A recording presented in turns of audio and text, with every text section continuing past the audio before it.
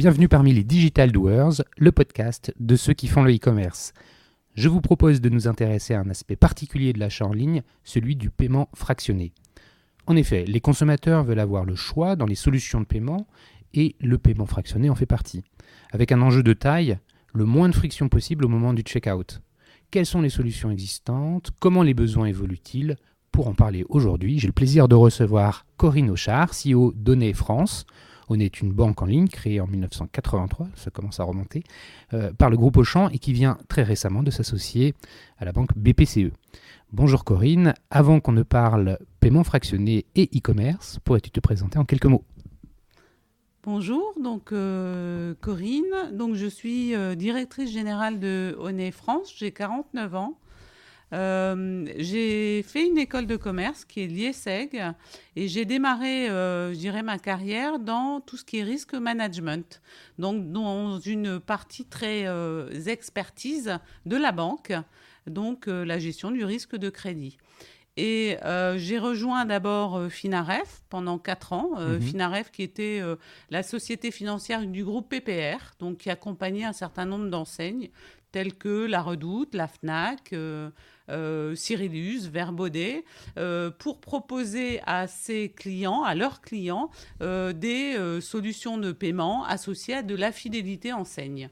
J'y suis restée 4 ans et ensuite j'ai rejoint Honnet, qui s'appelait à l'époque Banque Accor. Tu vas vite. Je remonte un peu en arrière. Tu as fait une école, une business school, et tu as pris une direction finance. En fait, le risque crédit, c'est clairement finance.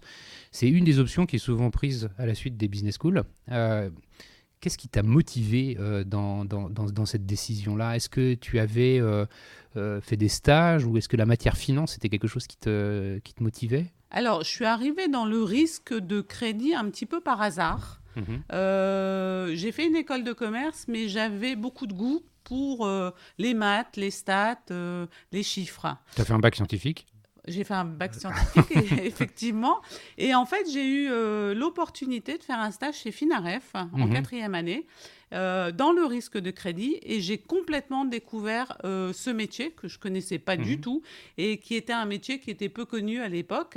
Et j'ai commencé à développer des modèles statistiques, donc des scoring, pour permettre notamment d'accepter les crédits qui étaient accordés à l'époque par Finaref pour les clients des enseignes que je viens de citer.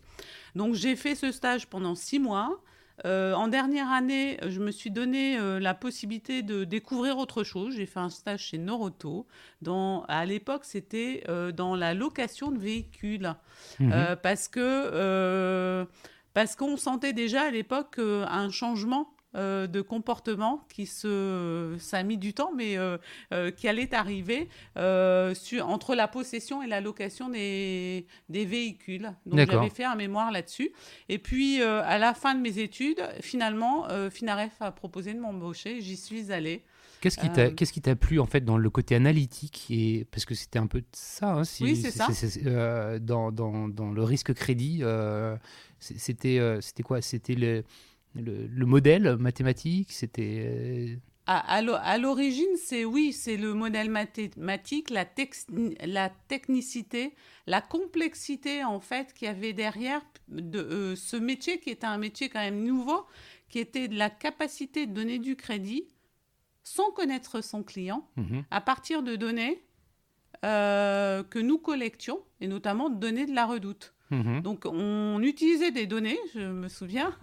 C'était quel type de données? Alors, par exemple, le contenu des achats, les jours des achats, la façon dont le client payait ses achats.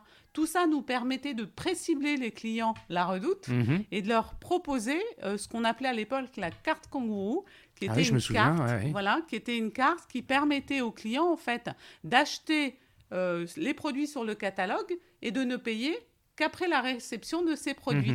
Et c'est aujourd'hui, dans le paiement fractionné, dans ce qu'on appelle le pay later, c'est ce qu'on retrouve en fait. C'est un des métiers, un des services, je dirais, que les VPCistes avaient créé à l'époque et qu'on retrouve maintenant dans le e-commerce. C'est intéressant de faire le lien entre ta première expérience finalement et puis ce qui se passe aujourd'hui chez Honnet. Tu restes 4 ans, 3 ans, 4 ans, 4 c'est ans, ça c'est ça. 4 ans. Si tu devais retenir quelque chose d'un peu fort de ces 4 années passées chez Finaref, qu'est-ce que tu pourrais nous communiquer? Alors, ce que j'ai appris, ce que j'ai découvert et ce que j'ai retenu et ce qui a, je pense, guidé aussi derrière toute l'évolution, c'est l'importance de la data. Mhm. Et la puissance de ce qu'il était possible de proposer au client sans rien, entre guillemets, lui demander. Et là, mais comment en fait vous faisiez, vous aviez des bases de données, des outils, parce que ça n'existait pas comme ça existe aujourd'hui? Non, on avait des bases de données, on avait des outils, mais je peux vous dire que Finaref, à l'époque, c'était une superbe école de formation. J'y suis restée 4 ans. Ils avaient une avance à l'époque. Alors, depuis, ça a été racheté par Crédit Agricole et ça a été fusionné avec Crédit Agricole. Mais ils avaient une vraie avance sur l'exploitation des données. Donc, c'était des outils qu'ils avaient produits eux-mêmes et des bases de C'est données. C'est ça. Ouais. Donc, en fait, pour moi, Finaref, ça a été une école de formation dans l'utilisation de la donnée. Et ce qui est important de savoir aussi, c'est que selon la vie, le moment de vie du client dans sa relation avec Finaref, les données utilisées étaient très différentes. Au départ, à l'entrée en relation, on utilisait énormément de données de comportement d'achat, par exemple à la Redoute. Et puis, quand le client avait pris la carte Kangourou, venaient les données de comportement d'utilisation de sa carte Kangourou. Ça faisait nourrir la base de données. À l'époque également, y compris des scorings qui permettaient de prévoir, quand le client était en impayé, la probabilité du client de régulariser son impayé, ce qui permettait aussi de doser, on va dire, les moyens mis en face sur le recouvrement pour recouvrer ces impayés. C'est fou parce que c'est vrai qu'on est entre 94 et 98. Il devait y avoir peu d'acteurs à l'époque qui étaient en capacité de faire du scoring et de l'analyse de crédit de cette façon-là. Alors, je me souviens parce que j'ai vécu quelque part ce retour arrière quand je suis arrivée chez Banque Accor. Ouais. À l'époque. Donc là, on est en 98. Voilà. Tu rejoins ce qui va devenir le groupe Honnay, mais à l'époque, c'est Banque Accor. Voilà, donc une banque créée par Auchan, pour Auchan, et pour offrir des facilités de paiement à ses clients dans les magasins.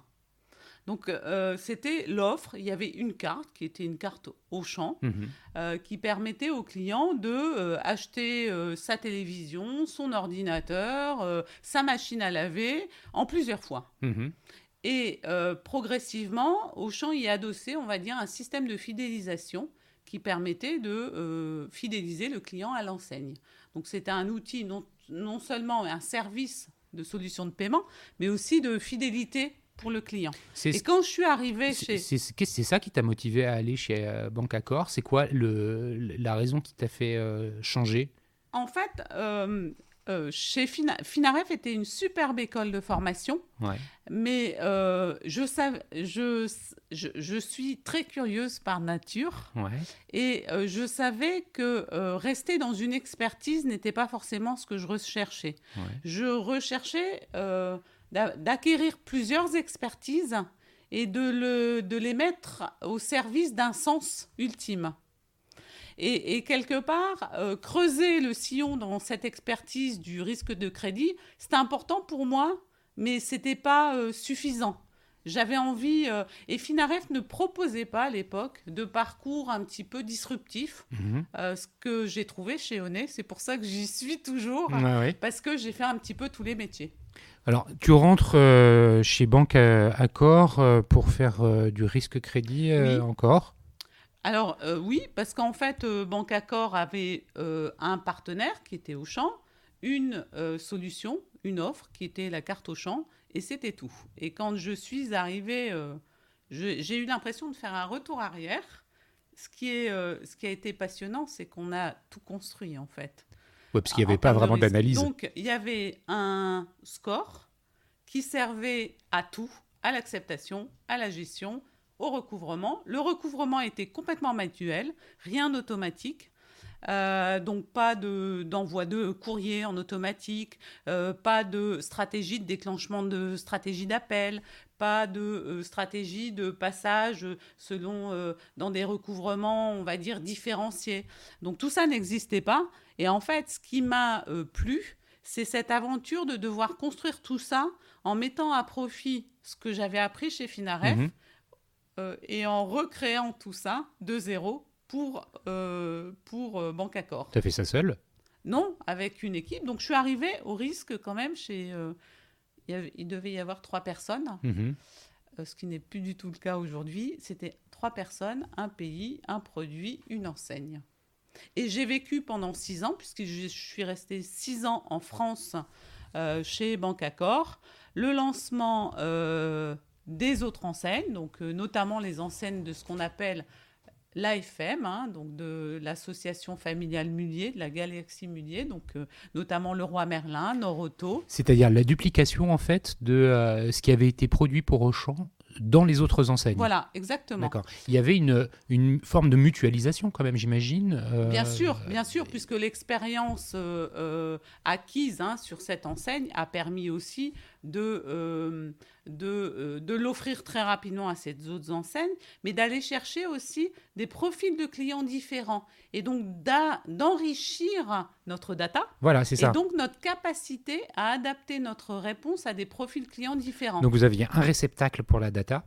Vous deviez pouvoir avoir d'ailleurs des consommateurs qui étaient clients de différentes enseignes. Tout à fait. Et donc améliorer leur scoring en voyant les comportements d'achat dans les autres enseignes. Exactement. D'accord. Donc tout ça se regroupe, la data se renforce. Et est-ce qu'elle est exploitée autrement que juste l'analyse du départ? Est-ce qu'en fait, avec la qualité de la donnée qui vient s'agréger au fur et à mesure, il y a une réflexion nouvelle qui se porte sur comment l'utiliser? Alors oui, pas forcément comment l'utiliser, mais comment exploiter à fond ce potentiel. Alors oui, première chose, on a développé on a enrichi l'offre, c'est-à-dire que est venue apparaître, puisqu'à l'époque, la carte, c'était une carte qu'on appelle privative, c'est-à-dire à usage uniquement dans l'univers du magasin. On a lancé la première carte bancaire non adossée à un compte bancaire, puisqu'on ne gère pas de compte bancaire. Donc la carte bancaire à utilisation universelle, internationale, mais sans compte bancaire, donc rattaché à un compte bancaire extérieur. On a lancé les prêts personnels également. Valable dans n'importe quelle enseigne ou uniquement dans les enseignes partenaires? Non, une carte bancaire Visa classique, internationale, avec donc la capacité d'aller accompagner le client dans ses achats partout, dans toutes les enseignes. Mais encore plus dans les enseignes partenaires. Et encore plus parce que le système de fidélisation qui était derrière permettait aussi C'était une façon pour vous de lever un frein par rapport à l'idée de dire à un consommateur, bah voilà, j'ai une carte qui s'appelle la carte Auchan ou qui probablement avait d'autres noms, valable dans ces enseignes-là. Bon, pour le reste, tu prends ton autre carte. Donc il avait 2 cartes. Voilà. Et l'idée, c'était de dire, bah, finalement, je vais lever ce problème en adossant cette carte dédiée à la galaxie Mullier, aux enseignes de la galaxie Mullier, tu vas pouvoir l'utiliser comme une carte normale dans n'importe. Donc tu n'as qu'une carte. Exactement, une carte, et donc une carte que je sors plus souvent, et donc que j'utilise plus souvent, donc je collecte plus de données, y compris dans mon enseigne. Ouais. Et donc les données, est-ce que d'une manière ou d'une autre, quand il utilise sa carte en dehors du réseau d'enseignes partenaires, vous arriviez à collecter l'information et à l'agréger? Alors oui, nous, Onet, puisque nous sommes banque. Mais à l'époque... Onet était déjà banque. Banque, ouais. Oui. Donc en fait, on utilise ces données pour, on va dire, affiner la connaissance du client et de ses comportements d'achat et donc finalement de ces moments de vie, des usages qu'il en fait. Mais en 2004, c'est pas encore complètement le cas? Ou c'est déjà le cas de l'utilisation des données autres que les partenaires? En 2004, c'est déjà le cas. C'est déjà le cas. En 2004, je suis partie vers le Portugal. Alors, on y vient. Allons-y. Partons au Portugal. Tu as donc une un peu moins de 10 ans d'expérience en France. Et en 2004, tu t'envoles pour le Portugal. Pourquoi? Comment? C'est quoi le challenge? Alors, pourquoi? Parce que je suis assez... Déjà, je viens de le dire, mais je suis très curieuse, donc j'avais envie de cette expérience internationale. Mais parce que je suis assez convaincue que sortir de sa zone de confort nous oblige et nous incite à aller chercher beaucoup plus loin la connaissance et la remise en question, on va dire, d'acquis qu'on peut avoir accumulé. Donc moi, j'avais fait 10 ans dans le risque de crédit, dans 2 sociétés financières. Je venais de remettre, on va dire, on avait construit tout le système pour Onet. Et donc, je me disais, c'est le moment de bouger et d'aller me remettre en question. Et l'international, pour moi, était la meilleure façon de se mettre en question parce que vous sortez de votre référentiel.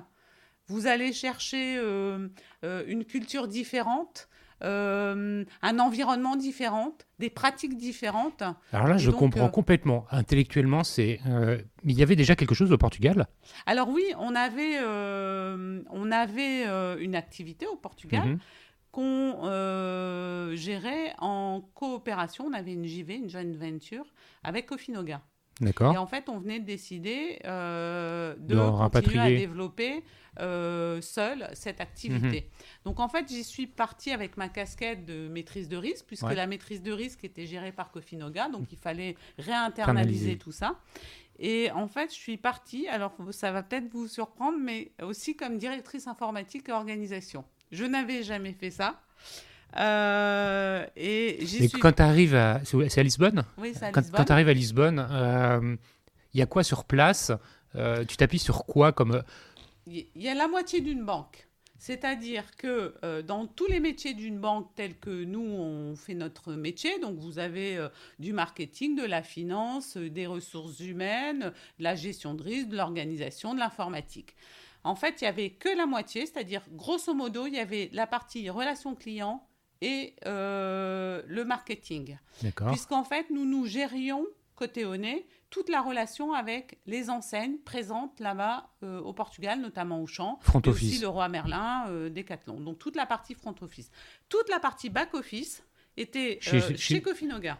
Donc en fait, moi, j'y suis allée pour gérer le projet d'autonomie, qu'on appelle projet d'autonomie, où en fait, il a fallu construire la moitié de la banque. Super projet. Super projet. Là, c'est hyper concret, là. Ça, c'est très concret. Alors, pour le coup, ça... Mais comment on fait quand on arrive? Est-ce que finalement, tu avais une casquette un peu de CEO, quelque chose comme ça? Donc, je suis arrivée là-bas, oui, en tant que membre de comité de direction. Ouais. Donc, sur un poste de directrice informatique, organisation et risque. Ouais, bon, tu es dans les opérations. C'est hyper concret, voilà. Quoi.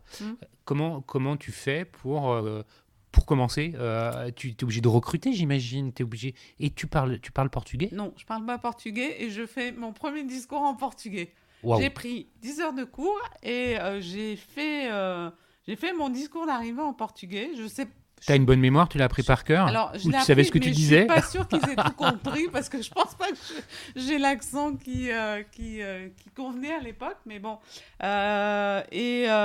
En fait, toutes les réunions étaient en portugais, dès le départ.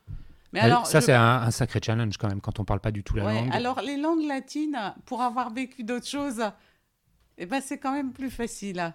Donc, le portugais, ça a été... Tu parlais l'espagnol? Je ne parlais pas l'espagnol, non.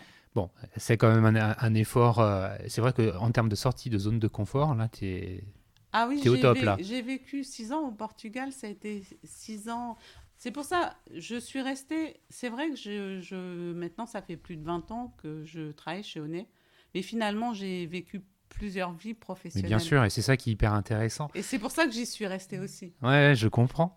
Combien de temps ça met, cette réinternalisation des opérations back-office? 3 ans. 3 ans.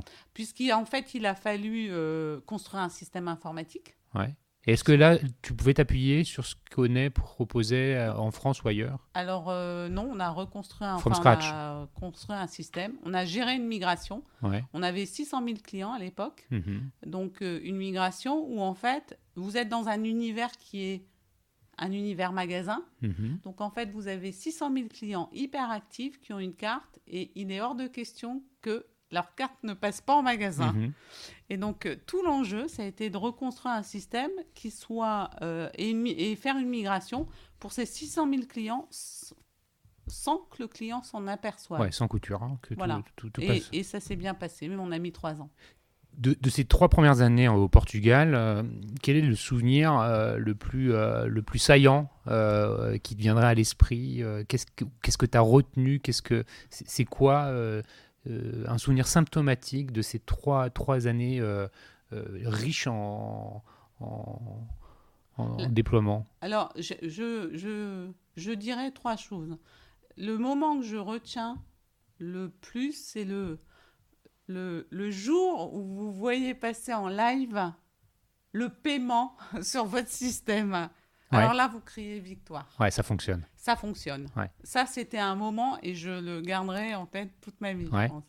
Le deuxième moment, le deuxième élément fort, c'est le fait de construire tout ça et de réinternaliser tout ça m'a obligée à rentrer dans tous les process. Mhm. Donc, je suis rentrée un petit peu dans tous les domaines. La compta, comment on finance un commerçant, comment on gère l'acceptation, comment on émet une carte, comment on gère l'autorisation sur une carte, comment on gère des plafonds, comment on gère le recouvrement. Donc, en fait, le fait de devoir construire le système, eh ben, il a fallu en fait que je documente tout ça. Mhm. Alors, il y avait des équipes, mais je suis rentrée quand même beaucoup dans le détail. Donc, je me suis énormément nourrie de cette période dans la connaissance de tous les pendants de notre activité. En fait. Ouais, c'est une connaissance métier en son cœur. Ouais, tout le cycle de vie en fait Ouais. de notre métier. Et puis, donc ça a été assez fondateur pour après la suite. Et puis la troisième chose, où c'était un vrai moment aussi pour moi de management. Je suis arrivée, je me souviens, j'avais un bureau, j'avais pas d'équipe. Donc j'ai commencé à apprendre et à rédiger des spécifications fonctionnelles pour En le portugais. système. En français au départ. Et en fait, je me suis entourée sur l'informatique, sur l'organisation, sur le risque de portugais.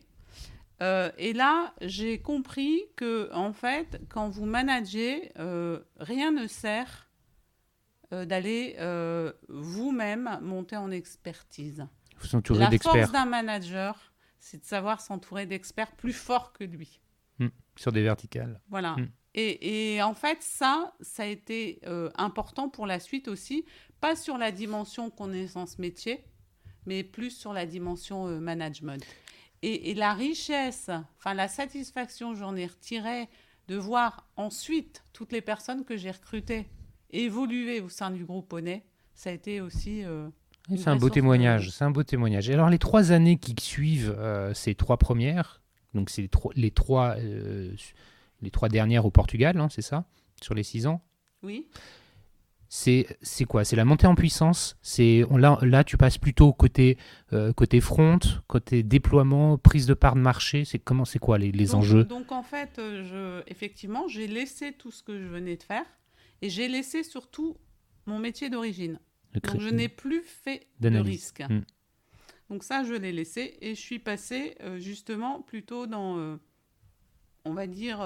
alors, la première chose que j'ai faite, c'est que j'ai managé la relation client. Passer d'un management, on va dire, d'expert à un management d'équipe plus opérationnel, c'est un management qui est très différent. Les profils sont différents, j'imagine. Exactement. Et là, j'ai pointé l'importance de réussir à donner du sens à tous. C'est-à-dire que la stratégie de l'entreprise doit être commune à tous. Mais la capacité de l'appréhender la façon de l'appréhender varie en fonction des métiers. Et sur la relation client, j'ai compris aussi qu'il fallait réussir à vulgariser, à permettre à chacun de s'approprier la stratégie de l'entreprise. Donc la direction relation client, première étape pendant 2 ans. Et puis après, je suis passée sur les partenariats.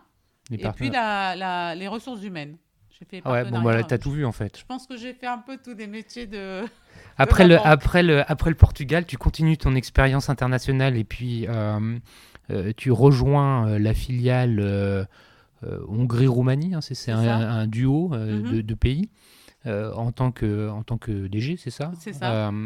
Qu'est-ce que tu trouves en arrivant? Et quelle est ta lettre de mission? Alors, je changeais de rôle, hein, puisque j'étais membre de COMEX et j'arrive directrice générale de nos 2 filiales. Je trouve des pays, mais alors complètement différents. On était en partenariat également avec, on l'est toujours d'ailleurs, avec CTLM. D'accord. En Hongrie, en JV et en Roumanie, en partenariat d'affaires. Je trouve une culture qui n'a rien à voir, surtout en Hongrie. La Roumanie est d'ailleurs un pays latin, non? plus latin. Ben, c'est une langue latine. Exactement. Ouais. La Hongrie, beaucoup plus pays de l'Est, celte, nordique. Ouais. Avec un pays en vraie difficulté. Avec une réalité pour les clients qui étaient très très différentes des autres pays que j'avais. Je vais vous donner un exemple. Vous vous souvenez notamment d'Auchan qui met l'exemple du caddie comparatif à l'entrée du magasin. Quand vous êtes en Europe, vous voyez un caddie rempli. Vous voyez le prix du caddie et le concurrent à côté. Quand vous êtes en Hongrie, vous voyez un fond de caddie. Les yaourts se vendent à l'unité. Ah oui. C'est un pays qui est complètement... Et là, on est en 2010 pourtant. On est en 2010. Donc là, tu as une grosse différence. Les bureaux, ils sont géographiquement situés dans quel pays? Les 2? Alors, on a des équipes dans chacun des pays. Donc, tu navigues entre les 2 pays? Moi, je naviguais entre les 2 pays avec beaucoup plus quand même d'enjeux sur la Hongrie. C'est pour ça que j'étais basée en Hongrie, puisque là, on portait, on avait une filiale, on avait une JV. Donc, moi, j'étais directrice générale de la JV. Et là, on portait les encours. Là où, en Roumanie, on était apporteur d'affaires. Donc, c'est CTLM qui portait les encours. Donc, d'accord. Donc, ça, c'est ce que tu trouves en arrivant, cette singularité. Réalité de pays économiques complètement différents. Et c'est quoi ta lettre de mission?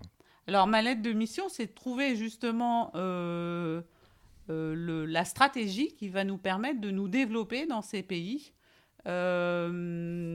Parce que le potentiel... Alors, la taille de la Hongrie, c'est à peu près la taille du Portugal, 10 millions d'habitants des 2 côtés, avec une évolution économique qui est moindre, mais un potentiel qui est quand même très limité. Donc l'enjeu, c'est de dire quelle est la stratégie qu'on adopte pour développer notre activité en continuant à accompagner nos partenaires. Donc là, moi, j'ai beaucoup travaillé avec Auchan, qui était un petit peu dans la même situation.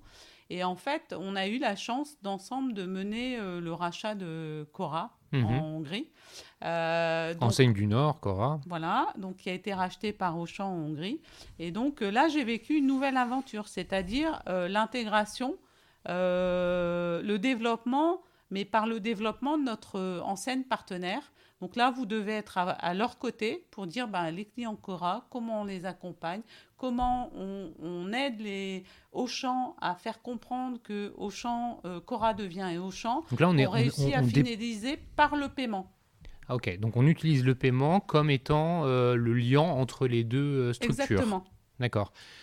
Je reviens sur les langues. En Hongrie, on parle le hongrois. Oui. En Roumanie, le roumain. Oui. T'as pas appris encore 2 nouvelles langues? Non, j'ai parlé anglais. Ok, donc là-bas, les interlocuteurs pouvaient s'exprimer en anglais plus facilement qu'au Portugal. T'es parti du Portugal parlant bien le portugais? Ah oui, et j'y retourne et c'est mon 2e pays, le Portugal.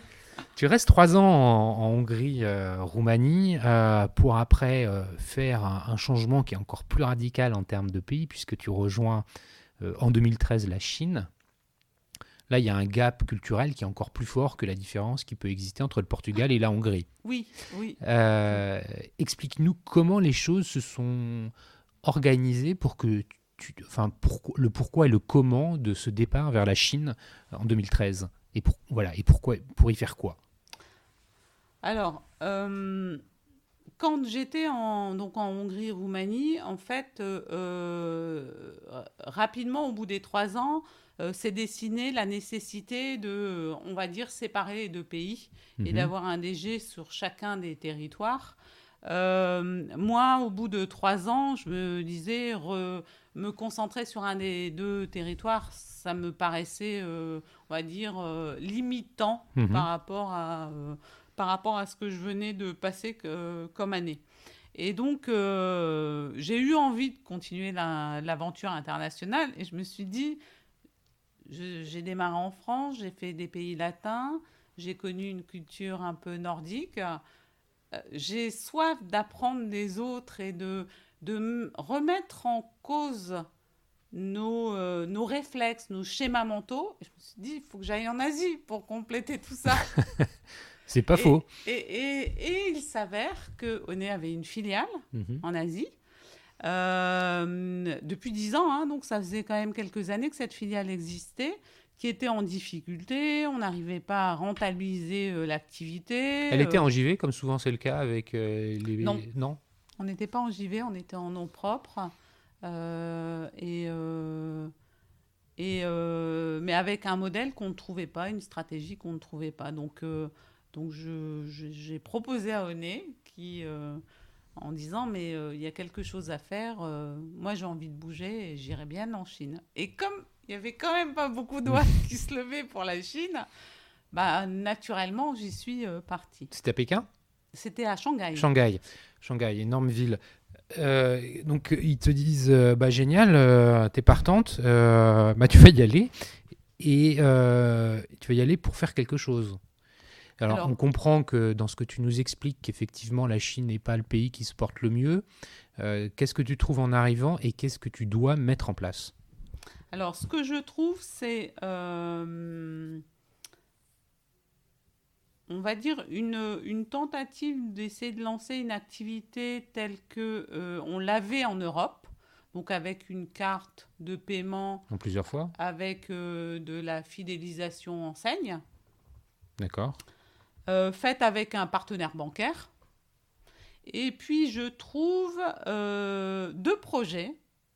Le premier projet qui est de lancer ce qu'on appelle une Consumer Finance Company, puisqu'en fait, le monde bancaire en Chine était aux mains des banques et en fait, le gouvernement chinois commençait à attribuer de nouvelles formes de licences permettant de faire du crédit affecté de façon plus simple. Crédit affecté, tu peux me dire ce que c'est ? Du crédit permettant d'acheter le téléphone, donc vraiment voilà, du crédit... Conso, quoi. Conso, oui, voilà. Et puis, un deuxième projet qui est un projet autour des paiements. Parce qu'en fait, quand vous arriviez en Chine, vous aviez principalement des cartes bancaires émises par UnionPay et des cartes prépayées. D'accord. Et les cartes prépayées étaient très... vous savez, la Chine, c'est un énorme pays, mais en fait composé de plein de provinces. On pourrait faire le parallèle entre la Chine, c'est l'Europe, et les provinces, c'est les pays. Donc chaque province fonctionne de façon quand même assez différente. Et les cartes prépayées étaient émises par province. Donc vous arriviez dans un magasin, en fait, il y avait plusieurs TPE permettant d'accepter différents moyens de paiement. Et donc, il y avait un projet... puisqu'on était en partenariat avec Auchan et RT Mart, qui est l'autre enseigne Auchan, qui a à peu près plus de 500 hyper quand même en Chine, il y avait un projet porté par Onet qui était de maîtriser un terminal de paiement capable d'accepter tous les moyens de paiement. Ce qui est hyper important dans les passages caisses en hyper. Et donc, en fait, moi, je suis arrivée, ce projet-là était embryonnaire, et donc j'ai travaillé en parallèle sur ces 2 sujets-là pour construire toute une stratégie qui s'est portée au final énormément sur la partie paiement. Donc, j'ai découvert et j'ai eu la chance de travailler avec Alipay, WeChat Payment, que j'ai vu naître. Donc, tu as travaillé. Là, c'est intéressant parce qu'il y a cette connexion qui se fait avec le monde du digital. Finalement, pour toi, c'est en Chine que ça s'établit ? Oui. C'est un peu une évolution dans le business d'Onet, l'arrivée du digital. Oui. Comment concrètement ça se vit en Chine, cette chose ? Alors, en Chine, alors moi, je suis arrivée en Chine, donc c'était en 2013. Alipay était déjà lancé. Mais Alipay, c'était, on va dire, le tiers de confiance sur Taobao, qui est la plateforme C2C, l'équivalent de eBay, on va dire, avec un Alipay qui était l'équivalent de PayPal. Donc, le tiers de confiance dans des achats entre personnes sur la plateforme Taobao. Et en fait, donc très e-commerce, pur e-commerce, pas omnicanal. Et puis, 2 ans après mon arrivée, Alipay lance l'arrivée de Alipay dans le monde physique. D'accord. Donc, c'est l'arrivée du code barre affiché partout dans les enseignes où le client, avec son téléphone, a une application qui s'appelle Alipay. Il scanne le code barre et paye dans son magasin avec Alipay. Donc, c'est l'arrivée de ce paiement-là. Donc, vous imaginez bien, côté Auchan, par rapport à ce que je viens de vous expliquer sur les terminaux de paiement, comment on accepte ce nouveau moyen de paiement qui vient d'arriver. Et donc, en fait, nous, on a énormément travaillé et on a su, pendant ces 5 ans, lancer un terminal de paiement capable d'accepter tous les moyens de paiement. Donc, on a accepté Alipay, WeChat Payment, parce que WeChat Payment est arrivé. Alors, avec une histoire complètement différente d'Alipay, c'est très intéressant parce que WeChat était un réseau, et toujours d'ailleurs un réseau social. Bien sûr. Et puis, en fait... Entre autres, parce que fait bien plus que ça. Quand vous n'avez pas WeChat, vous êtes perdu en Chine, en fait. C'est ça. Donc, WeChat lance au moment du Chinese New Year. Vous avez, entre Chinois, on se donne une enveloppe rouge. Ok. C'est l'équivalent, on va dire, des étrennes. D'accord. Et c'est l'enveloppe rouge qu'on donne avec de l'argent dedans. Et WeChat a la formidable idée de digitaliser cette enveloppe rouge. Et donc, lance cette enveloppe rouge dans le réseau social WeChat. Donc virtuel. Dans votre réseau, vous étiez capable, du jour au lendemain, de dire, je vais envoyer à mon ami 100 RMB, voilà, une somme, pour le Chinese New Year. C'est le transfert d'argent. Exactement. Mais adossé, on va dire, à cette culture locale. Et alors, ce qui est très fort, c'est que WeChat, à l'origine, c'est Tencent. Et Tencent, en fait, leur force, c'est les jeux. Et donc, ils ont gamifié l'enveloppe rouge. Et donc, au lieu de l'envoyer à une personne, vous pouviez l'envoyer à un groupe d'amis. Et derrière, avec un système de gamification où l'enveloppe totale que vous aviez envoyée se répartissait de façon très aléatoire en fonction de votre groupe d'amis. D'accord. Avec une découverte et une espèce de loterie très ludique pour les Chinois. Ah ouais, je comprends. Ça, c'est intéressant. Et ça a permis à Onet, comment Onet se positionne par rapport à tout ça, est-ce qu'au bout de quelques années, la situation donnée en Chine s'améliore ? Alors, oui, la situation s'est nettement améliorée puisqu'on a lancé ce programme de paiement. On a lancé un wallet avec Auchan également. Wallet qui était capable, intégré dans l'application Auchan, et capable d'accepter tous les moyens de paiement, y compris Alipay, WeChat Payment. Ça veut dire que c'était un wallet qui était agnostique aux moyens de paiement, ce qui est pour moi une des clés de la réussite d'un wallet. Parce que si vous demandez à votre client, avec votre wallet, de pouvoir payer qu'un seul moyen de paiement, c'est compliqué. Donc, il faut être agnostique et lui permettre de choisir son moyen de paiement. Donc, on a lancé un wallet. On a créé une JV avec Auchan et RT Mart. Et alors, moi, je suis rentrée en Chine depuis, mais en fait, Onet a été complètement intégré dans Auchan et RT Mart. Alors, c'est un petit peu dommage pour Onet. Mais alors, c'est une vraie réussite puisqu'en fait, tout ce que nous avons construit, ils l'ont complètement réintégré dans leur activité. Bon, génial. Super histoire quand même, voilà. fine. Et donc, tu rentres de Chine en 2017 pour arriver au miracle en France. Retour dans la patrie. T'en avais marre de l'international ? Non, j'avoue, j'aurais bien continué un petit peu. Non, j'étais plutôt dans une perspective de continuer à l'international. Il y avait encore d'autres pays que je n'avais pas fait, d'autres pays Onet. Mais on me propose de rentrer en France. Et puis, pour des raisons personnelles, je me dis pourquoi pas. J'ai toujours vécu de façon très positive ces nouvelles opportunités et je me suis dit, j'arrive en France. Il ne faut pas que je me dise je reviens en France parce que finalement, j'arrive en France dans un pays qui s'est complètement transformé. Oui, parce que tu l'avais quitté finalement quelques années, 15 ans. Et tu trouves, c'est vrai, surtout dans ton métier, il y a eu beaucoup d'évolutions. Et y compris chez Onet. Hein. Voilà, chez Onet. Tu arrives il y a 2 ans de ça pour prendre la direction de la France.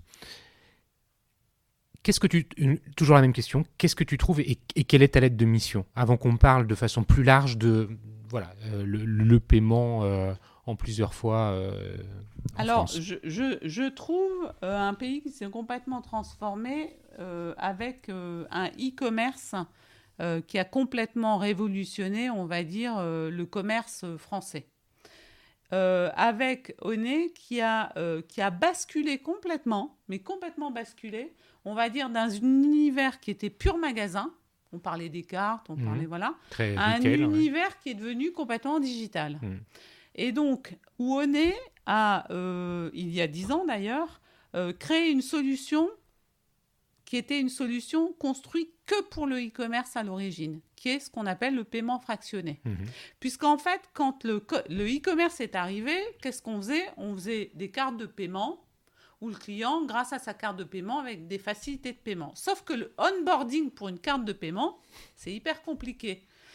Ce qui fonctionne dans un magasin ne pouvait pas fonctionner du tout sur le e-commerce.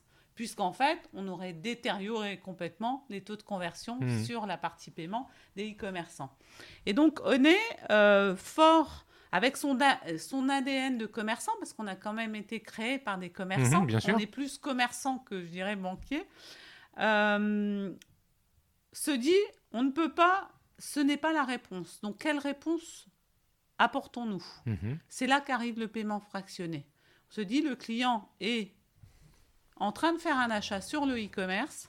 Finalement, il va payer comment? Avec sa carte bancaire. Donc, qu'est-ce qu'on peut lui proposer comme facilité de paiement sans lui demander rien de plus? Donc ça, c'est le 3-4 fois par carte bancaire. C'est la proposition de valeur d'Onet qui est défendue aujourd'hui. Cette proposition de valeur existe au moment où tu rejoins la France. Oui. Comme tu le dis, et c'est ce que je comprends de tes propos, la solution est déjà bien implantée en 2017. L'utilisation qui en est faite croît de façon significative. Toi, en arrivant il y a 2 ans, on te demande de faire quoi? D'aller plus vite, plus loin? C'est quoi le challenge? D'aller plus vite, plus loin et d'accompagner toute l'évolution du commerce. Parce qu'en fait, on parle beaucoup de e-commerce, mais je pense qu'il faut parler de commerce de façon générale. Puisqu'en fait, la frontière entre le magasin et le e-commerce a complètement disparu. Et que notre 3-4 fois, on me demande de faire en sorte que le 3-4 fois parfaitement adapté au e-commerce s'adapte dans tous les parcours d'achat.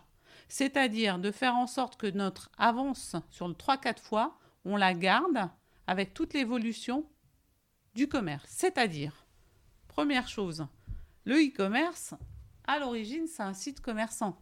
Sauf que ces dernières années, on voit apparaître les marketplaces. Faire du paiement fractionné sur du e-commerce et le faire sur du e-commerce formé en marketplace, c'est très différent. La technicité qui est derrière est différente. Donc, on me demande... Parce que, je précise juste ton propos pour le mettre en lumière. Quand tu es sur un site e-commerce, tu as un marchand. Exactement. Quand tu es sur une marketplace, tu as une multitude de marchands.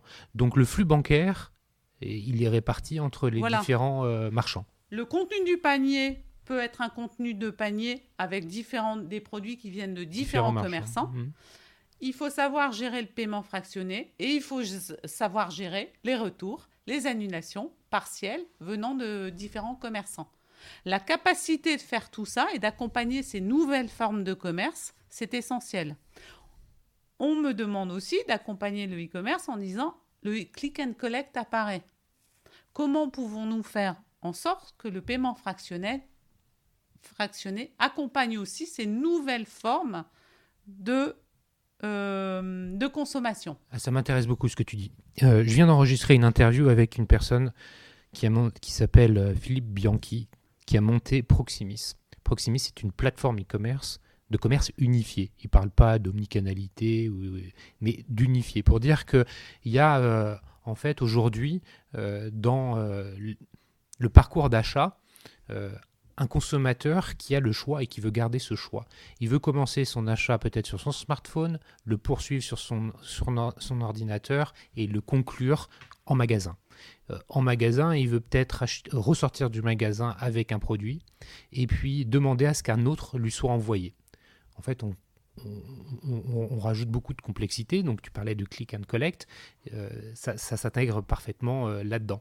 Et si je comprends bien ton propos, c'est de dire, parmi cette réalité aujourd'hui qu'on constate dans ce commerce unifié, comment le paiement en plusieurs fois, en fait, suit le chemin du consommateur. Exactement.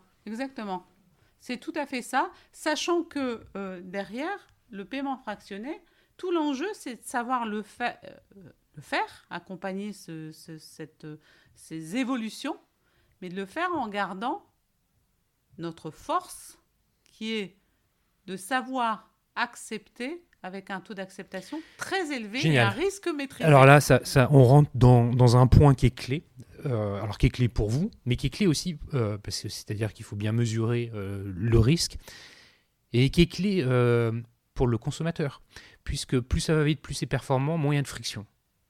Le paiement en plusieurs fois, tel qu'il était conçu il y a longtemps, c'était pas simple, voilà, il y avait une démarche à faire. La façon avec laquelle Honnet l'exécute, ce paiement, il est fluide dans le processus d'achat.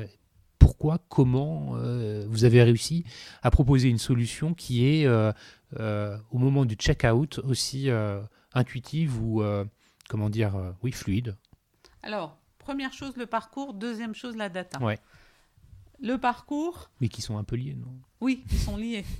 Le parcours, on demande le minimum d'informations au client, c'est-à-dire des informations qu'il donne déjà au commerçant, son nom, son prénom, son adresse, et on lui demande sa carte bancaire. La première fois. Parce qu'en fait, derrière, on lui propose ce qu'on appelle un compte ou un wallet Honnet, qui lui permet de refaire tous les 3-4 fois qu'il veut, où qu'il soit, chez nos commerçants partenaires. Aujourd'hui, on a plus de 450 commerçants partenaires en un clic. C'est-à-dire que si le client a fait 3-4 fois, qu'il a bien activé son compte, derrière, il ne rentrera que son CVV2 pour refaire 3-4 fois. Donc, un parcours hyper simple, hyper fluide, qui permet de faciliter la réutilisation. Et ça, chez 450 commerçants aujourd'hui. La data, avant qu'on aille sur la data, parce que je pense que c'est un élément, enfin un aspect qui est fondamental. Il y a différents acteurs qui rentrent dans le paiement en plusieurs fois. Il y a à la fois le consommateur, c'est la proposition de valeur pour le consommateur, et puis il y a vos partenaires, en fait, les marchands, qui, in fine, sont aussi vos clients, que vous devez convaincre d'une proposition de valeur pour eux. Donc, c'est-à-dire, il y en a deux à présenter de façon différente pour le consommateur et pour le marchand. Est-ce que parfois c'est un peu compliqué? Comment vous arrivez à les convaincre? Comment tout ça se marie? C'est pas compliqué. Avant qu'on revienne sur la donnée. Ouais, c'est pas compliqué, mais il est vrai que les intérêts du commerçant sont... alors, c'est pas qu'ils sont différents, ils sont pas en opposition, mais ils sont complémentaires à ceux du client. C'est-à-dire qu'on ne peut pas répondre aux intérêts du client sans répondre aux intérêts du commerçant. Le commerçant, optimisation du taux de conversion. Et ça, on suit comme le lait sur le feu notre taux de conversion. Et on le suit sur toutes les verticales d'activité. Parce que c'est ça la connaissance qu'on a acquise. C'est que quand vous faites un paiement fractionné pour acheter un téléphone portable, de l'high-tech par exemple, ce n'est pas la même chose que faire un paiement fractionné pour faire du voyage, où là, vous avez des données voyages à véhiculer avec votre paiement fractionné. D'accord. Des données voyage à véhiculer. Le voyage, quand a lieu le voyage, Ouais. voilà, avec des plateformes qui gèrent les voyages. Tout ça, notre paiement fractionné est capable de s'intégrer à toutes ces catégories d'achats. Ouais. D'accord ? Donc ça, c'est important pour le Que commerçant. ce soit en fait à la fois du service ou des produits, Exactement, c'est ça ? exactement. La deuxième chose pour le commerçant, c'est que ce paiement fractionné, il est garanti. C'est-à-dire que il n'a pas de risque d'impayé. Il n'a pas de risque d'impayé et que la fraude, il n'a pas risque de fraude. L'impayé et la fraude sont à la charge donnée. Donc vous portez le risque. Nous portons le risque. Troisième chose, c'est que nous avons développé dans notre paiement fractionné ce qu'on appelle un top confiance. C'est-à-dire que le commerçant qui connaît ses clients, en tout cas toute une partie de ses clients, qui a souvent des segmentations clients, on intègre cette connaissance client dans notre paiement fractionné pour faire en sorte que les meilleurs clients de cette enseigne soient systématiquement acceptés. Et bien là, on en revient à la data. À la data. Parce que l'exécution de c'est plus qu'un concept, de cette proposition de valeur, à la fois pour le commerçant et pour le consommateur, et tu viens bien d'expliquer en quoi elles étaient liées intrinsèquement. Elle repose sur la donnée. Sur la donnée, et c'est la façon dont vous allez traiter cette donnée qui va vous donner cette force d'exécution. Exactement. Comment ça marche ? La façon dont nous allons la traiter et la collecter. Parce qu'en fait, la simplicité nous demande de limiter l'effort demandé aux clients. Donc, je viens de le dire, le nombre de données demandées, il est juste très faible. La plupart viennent du commerçant, c'est-à-dire le nom, prénom sur un site internet, le client l'a déjà saisi, et puis le donné de paiement qui est la carte bancaire. Tout l'enjeu, c'est d'aller collecter de la donnée pour vérifier l'identité du client sans le demander au client. Donc Comment on a fait une ça filiale qui s'appelle Onetrust, qui a développé cette expertise d'authentification et d'identification client.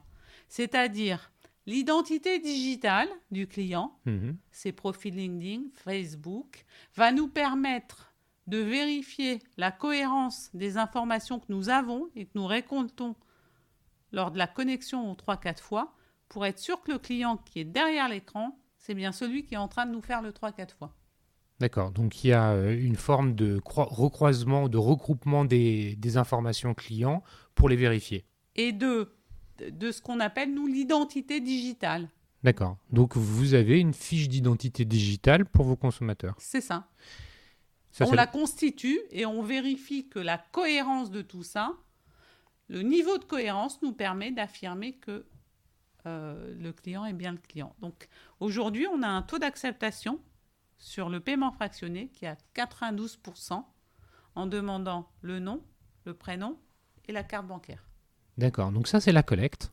Et après, l'utilisation de la donnée. Alors l'utilisation, elle est dedans, puisque 92%, on a déjà fait du tri. Donc en fait, derrière, on a des modèles basés sur du machine learning qui vont collecter toutes ces données et qui derrière sont des modèles basés sur du machine learning, puisqu'en fait, on a des gros volumes de données avec des spécificités. On prend en compte toutes les spécificités de l'activité. Donc le voyage, le contenu du voyage, le type de voyage, enfin un certain nombre de choses. Et grâce à l'expertise accumulée pendant 10 ans, sur des verticales d'activité très différentes, puisqu'en fait on touche la santé, on fait beaucoup d'optique, le sport, Alltrix, Decathlon, Intersport, la fashion, vente privée, showroom privé, sont nos partenaires qui habillent, et tout ça dans des modèles à la fois de e-commerce, mais aussi de magasin, parce qu'on n'en a pas encore parlé, mais le 3-4 fois est en magasin aussi. Donc en fait, cette densité de données, on l'exploite avec du machine learning qui nous permet de construire des modèles et derrière d'avoir ce taux d'acceptation qui non seulement est un taux d'acceptation élevé, mais qui nous permet aussi d'avoir une forte maîtrise de la fraude et du risque. On a commencé à parler quand même un peu du magasin, parce que finalement, tu citais Alltrix, qui a ouvert quelques magasins et qui probablement, avec l'alliance qu'il a formée avec Decathlon, va en ouvrir beaucoup d'autres.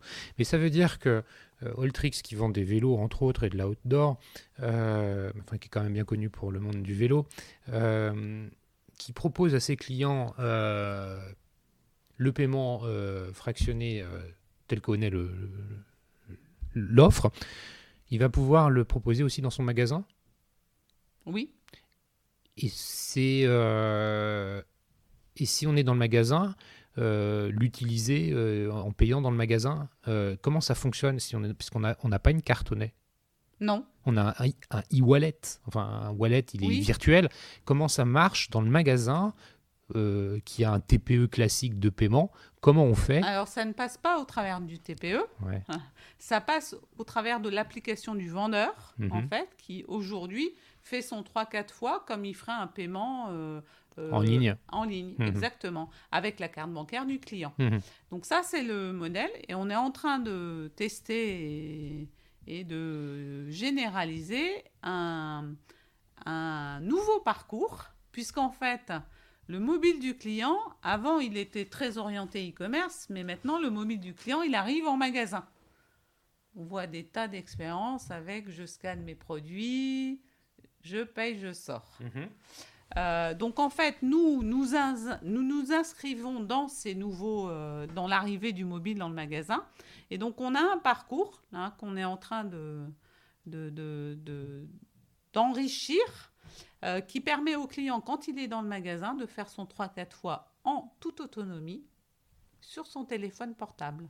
Mais alors ça veut dire qu'il le fait avec le vendeur à côté de lui, ou alors il prend le produit, il le scanne, et puis il le paye, et il sort du magasin? En fait, le vendeur ou la caisse envoie l'information au téléphone portable du client pour lui dire « vous êtes en train d'acheter tel produit » et le client clique sur le lien qu'il lui a envoyé et fait son 3-4 fois. Merci pour la précision. Voilà. Non, mais parce qu'il faut que ce soit concret, oui, surtout quand sûr. on est à l'oral. C'est passionnant. En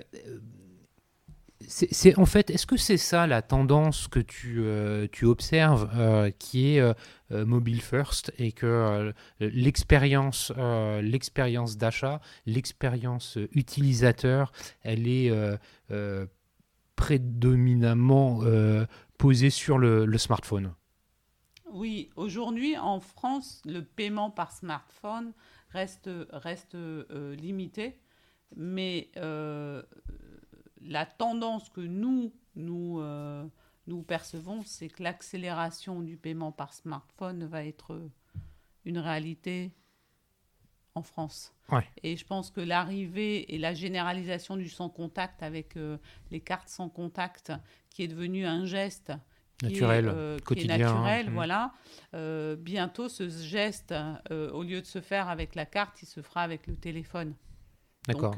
Et donc, on est complètement embarqué dans ce mouvement. Exactement. Merci Corinne pour cet échange. Merci sincèrement pour la qualité des propos que tu nous as témoignés, et puis ce partage d'expériences hyper riche, à la fois à l'international et puis sur différents métiers, parce que tu nous as bien décrit tout ce que tu avais pu rencontrer comme diversité au sein de Donnay, en termes de métier et puis de culture. C'est vrai que tu arrives de la Chine finalement avec quand même en tête une façon de consommer avec le mobile qui est en avance par rapport à ce qui se fait en France, et que ça doit encore un peu résonner en toi quand tu vois tout ce qu'il y a encore à faire en France. Tu disais qu'en arrivant chez Banque Accor, tu avais l'impression de revenir en arrière par rapport à ta première expérience en termes d'analyse crédit. Peut-être qu'il y a un truc qui ressemble à ça en ce qui concerne le mobile et ton arrivée en France par rapport à la Chine, parce qu'on dit que souvent les Chinois sont vraiment à l'aise sur le mobile. Merci sincèrement pour la qualité de cet échange. Merci à vous tous qui écoutez les Digital Doers. Vous êtes toujours plus nombreux, c'est un vrai plaisir. N'hésitez pas à partager autour de vous l'existence de ce podcast. Si vous utilisez Apple Podcast, notez-le 5 étoiles et laissez des commentaires. Et puis si vous voulez me contacter, vous pouvez le faire directement au travers du site lesdigitaldoers.com. Merci et à bientôt.